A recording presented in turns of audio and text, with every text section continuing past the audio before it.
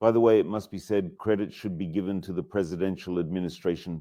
It is not like that, the Russian Federation. It does not act foolishly. It has learned perfectly well how to manage no less than 1,000 Russian media outlets.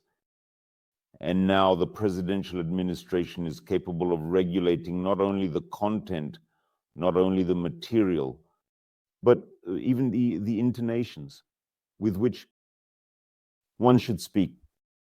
However, the people themselves in Russia, out of old habit, are somehow called journalists. They display incredible obedience. They react, catching every breath of the Kremlin, responding to it with mind-boggling precision. And not a single journalist scoundrel dares to pick at the wart on the face of the motherland. And such discipline, I tell you, was never even dreamed of by the regional committees or the central committee of the party. This did not exist in the USSR. That's how total the censorship system is. And this style, without problems and drama, it started at some point. Evaluating events within the country with complete indifference and without much interest. It began, if you remember, with the incident in Alabuga. Now, there's a similar situation with the textbook Family Studies, which was written by the half-crazy deputy Stanina. The Kremlin, it must be said, did not take part in these disputes. It shows complete indifference to this topic. That's correct. That's correct. It's a very business-like approach, and the Kremlin reasons. What's the actual difference, really, in what is currently being stuffed into the heads of Russian school children?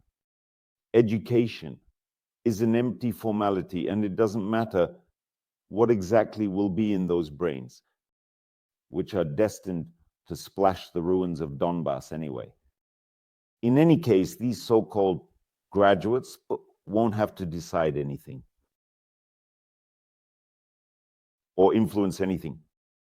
Their job is to quickly reproduce and dive into the trench. But now, everything is also very good with reproduction.